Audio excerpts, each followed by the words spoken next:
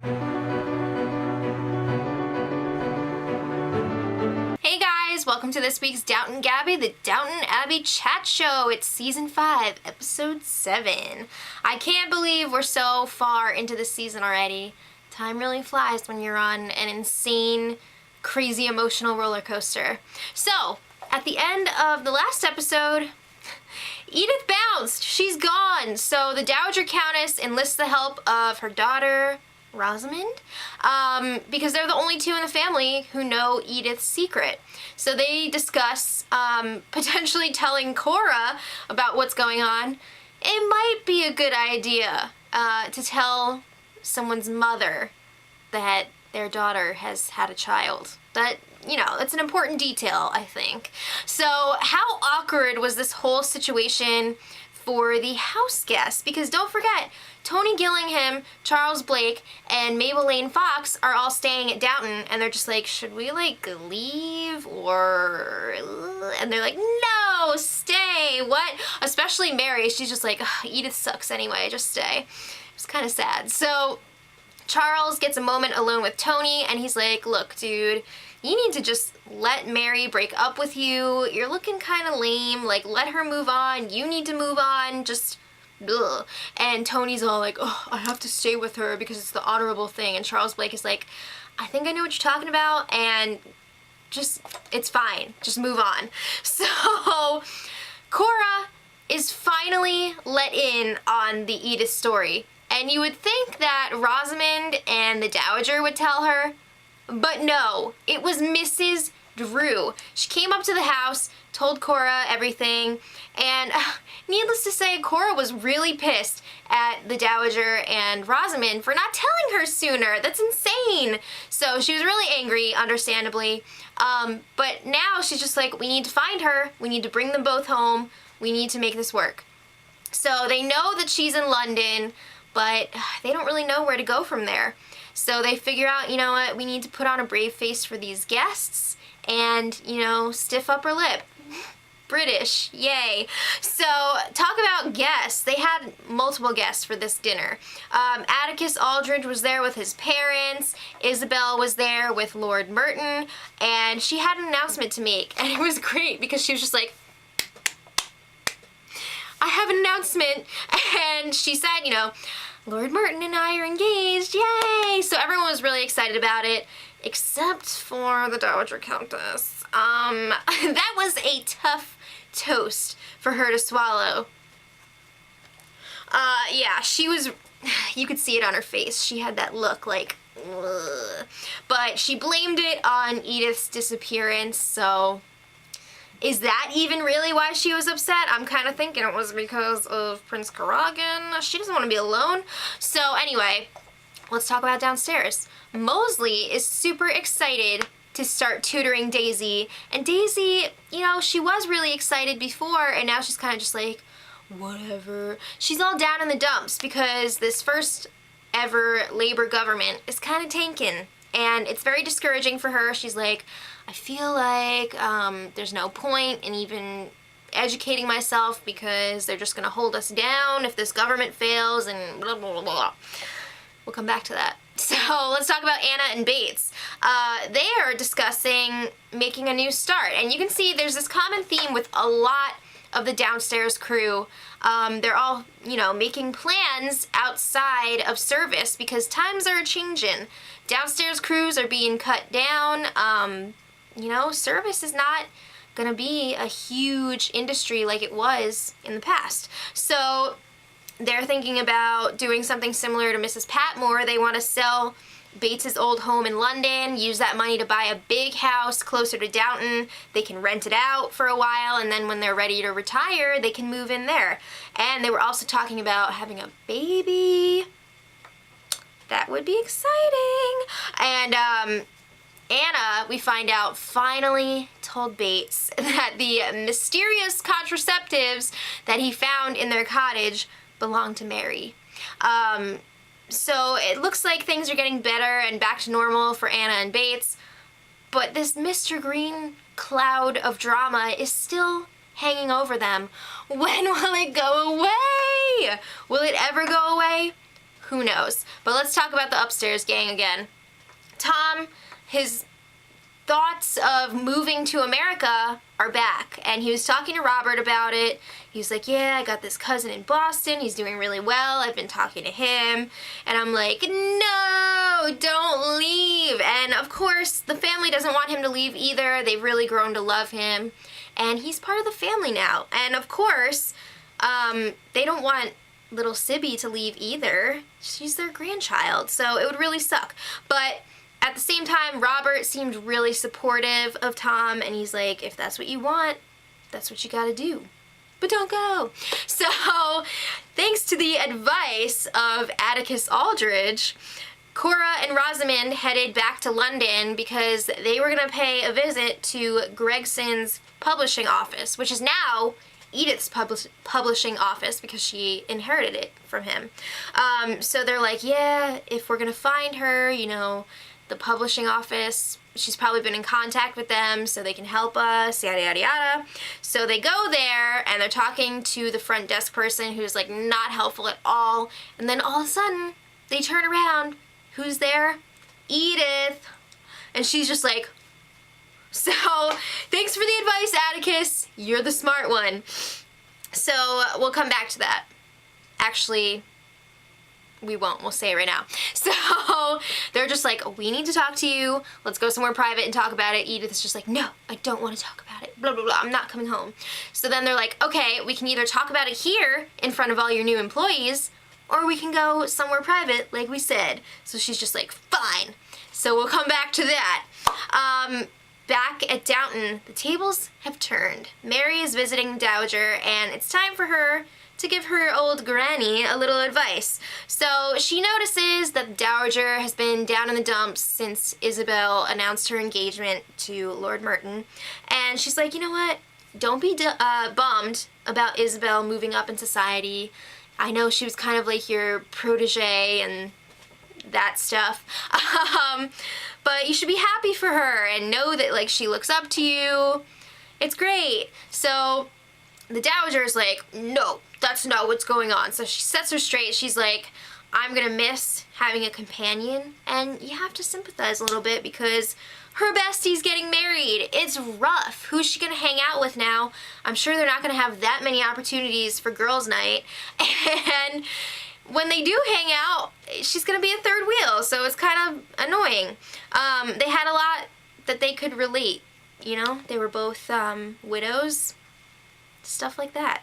So let's get back to Tom. He is still trying to decide if he's going to move to America or not. And I think this decision is definitely a lot more complicated for him because of little Sibby, who is so cute, by the way. Because her family is all here in England, so it would be a lot to move her to America. But he's like, should we go to America? And she was so adorable. She was just like, why? So we don't get an answer yet, but I think that's going to be coming up in the next episode. So back to downstairs. Things are pretty awkward between Baxter and Mr. and Mrs. Bates. They're really upset that she was talking to the police about them, but they don't realize that she had to because of her criminal past. So they don't know what the deal is with that, but Thomas and Mosley both know her story. Now, they don't want to tell the Bateses, or Bateses, what's going on because it's not their secret to tell. But at the same time, they're trying to encourage Baxter to tell them herself to try to clear the air, but she's all like, ugh. But they are trying to comfort her, and that's good to see. So back upstairs, things are getting pretty serious between Rose and Atticus, and there's some mixed opinions here. The Crawleys are like, yeah, it's awesome, just don't rush things, but we think he's great. And Atticus's mother is like, love Rose, she's charming, yes, love this match. Atticus's father, not so much. It seems like he really wants his son to marry someone in the Jewish faith, so he's not really too keen on Rose. He's also very quiet. It seems like he doesn't talk very much. But But what about Rose's parents? She hasn't even told them about him yet. So she's like, yeah, my father's gonna be fine with it, but Mommy hates everyone, so it doesn't matter. Yeah, so you remember her mom. She's like, ugh. So we'll see her in the next episode. Should be interesting. But anyway, they should have told Cora about this whole Edith thing long ago for many reasons. But one of these reasons, Cora has this plan for Edith and baby Marigold to be together, not in shame, at Downton. So her plan is to get the Drews involved again, get them back in the loop, and she wants the Drews to go along with this story that it's just too much. They can't support baby Marigold anymore, and because Edith has taken such a, what's that phrase? Taken such a shine to her? Did I just make that up? Edith will adopt her, and she'll move into the nursery at Downton. So that sounds all great, but is it gonna work? And are they gonna be able to keep this secret? Because part of the plan is to keep this secret from the whole rest of the family for the rest of their lives. Edith does not even want to tell her own father. That's crazy. So they're going along with the plan, and they're gonna meet Mr. Drew at the train station so that he can take Marigold and they can, you know, go through with everything. So Mr. Drew is there on the platform waiting, but oh crap, so is Mary, who's about to leave for London. So Mary's like oblivious. They totally fool her. She doesn't see what's going on. But Anna, who's there with Mary, sees Mr. Drew get onto the train in first class. He would not be riding first class. And as the train is pulling away, she sees him sitting there with Marigold. So that's pretty suspicious. I'm sure that's gonna come up again. But anyway, let's talk about the Dowager Countess. She's very upset lately, and she was the third wheel at this tea with Isabel and Dickie Merton. I totally forgot that Lord Merton is actually Mary's godfather. Totally forgot about that. So her mother-in-law is marrying her godfather. They're really moving these families together. So anyway, Dickie leaves the tea, and it's just the Dowager and Isabel, and poor Sprat the butler busts into the room. He's at his wit's end. He cannot deal with the Dowager's new lady's maid, Danker, anymore. So he's just like, yo, I'm out. I'm handing in my notice. I cannot train this woman. I cannot work with her. So the Dowager isn't so convinced that this is really the end of Sprat. She thinks he's just doing this for attention or whatever. I really hope that this is not the last that we're going to see of Sprat, because his character is great comic relief, and I'd be really bummed if he was gone. So hopefully he'll stick around. But let's talk about Mr. Charles Blake. There's been a lot of scheming in this episode.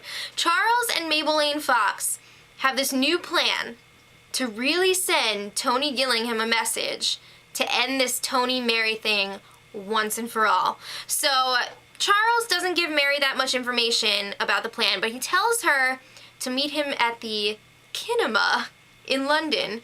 I believe it's a cinema, but I guess it was a kinema back then. So they meet there, they're watching this movie, and then Charles pulls her out of the film before it's over, and she's just like, what are you doing? What are you doing? He doesn't tell her. So then everyone starts coming out of the movie when it's over, and he's like, kiss me, just kiss me. So he kisses her, and guess who's walking out of the movie? It's Mabel and Tony totally sees the kiss, and he realizes, oh, I guess it's over now. Duh. Yeah, so I guess it is over. Is it finally gonna be Tony and Mabel forever? We'll see. So let's talk about the downstairs crew again. They got Mr. Mason involved to try and cheer Daisy up. Remember Mr. Mason, William's father? He writes a letter to Mosley inviting him and Daisy for lunch, and they decide to also bring Baxter because she could use some cheering up too. So they get there, and it's all lovely and everything. Great to see Mr. Mason, and he really encourages her to continue with her education, and it was a really sweet moment. It's really awesome to see how he has really taken her in as a daughter. And there was a nice bonding moment also for Mosley and Baxter, so it was just a great luncheon. Moving back to Edith. She was telling the family the story about the Drews and Marigold, and she was like, so can I adopt Marigold? Can we bring her in? Blah, blah, blah. And it's mixed reactions here. Of course, Mary is like, Robert is just like, and Rose is kind of like, Tom's like, yeah. So they eventually, somewhat reluctantly, agree to take in Marigold, so Edith is just like, yes. So it should be very interesting to see what happens in the next episode with that. But the Steen Sealer, it was very sad for this scene, totally overshadowed Edith and baby Marigold. Robert comes back from the vet with Isis. Oh my god, it was so sad. We find out that Isis has cancer, and it's not looking good for her. I'm gonna move on because I'm gonna cry just thinking about it. Whew. Back downstairs. Oh, Isis. Anna tells Mrs. Hughes about what she saw on the train platform with Mr. Drew and baby Marigold, and Mrs. Hughes is just like, don't get involved or speculate because that's what gets us all in trouble. So I really feel like that's gonna come up again, but we'll see. So let's talk about this crazy ass dinner that happened at the end of the episode. It was supposed to be a nice little dinner with Isabel, and she was going to get to meet Lord Merton's sons. Remember what happened last time his sons came over for dinner? That jerk Larry spiked Tom's drink so that he would embarrass himself, and he did. And that Larry is still a huge jerk. He basically told Isabel that she's garbage because she's not the same class as them, and then he starts crapping on all these other people in the family. Like Matthew, rest in peace, Tom, and then he's like, oh, and soon you're gonna have this Jewish guy in the family, Atticus. So everyone is like disgusted by this guy, and the other brother too, but Larry was way worse. So Lord Merton is like, you need to just go, get out, leave. And Tom stands up and calls him a bastard, and everyone's just like, and then Robert is like, yeah, I don't agree with Tom's language, but get out. So it was pretty wild. And the best thing about this scene, though, was Rose holding Atticus's hand under the table in support. It was awesome.